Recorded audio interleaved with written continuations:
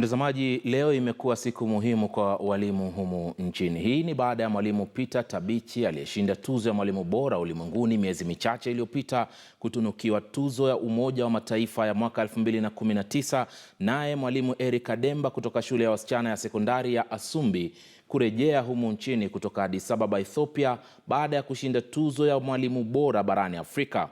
Walimu hao wameitaja siku ya leo kuwa tukio muhimu la kukuza na kuimarisha hadhi ya taaluma ya ualimu. The Global Teacher Prize for 2019 is Tabichi. Safari yake ilianzia katika muungano wa miliki za Uarabuni huko Dubai, alipotawazwa kwa mwalimu bora duniani. Baada ya ziara ya mataifa mbalimbali duniani ilianza kwa kumkutanisha na viongozi maarufu duniani akiwemo Rais wa Marekani Donald Trump. Na Oktoba tarehe 24 hadhi yake mwalimu Tabichi ikagonga upeo mwingine.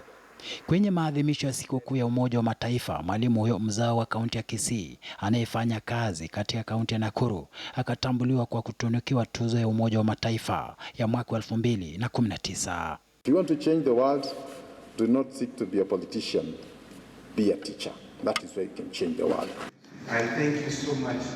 Bila shaka ni hatua muhimu katika ukuaji na udhabiti wa taaluma ya ualimu, mbali na kufungua mwanya wa kupenyeza mwanga na nuru kwa juhudi za walimu kwa kuanika kwenye jukwaa la kimataifa. You don't have to have those high positions for you to make a difference. The change starts with where you are. Just doing ordinary things. You do it with love, with passion. And then you give your best. Na mwalimu Tabichi alipokuwa akitunukiwa katika makao makuu ya Umoja wa Mataifa Gigiri, katika uwanja wa ndege wa kimataifa wa Jomo Kenyatta, mwalimu mwingine Eric Ademba alikuwa akitua kwa kishindo baada ya kuipeperusha bendera ya walimu wa Kenya kwenye jukwaa la bara la Afrika.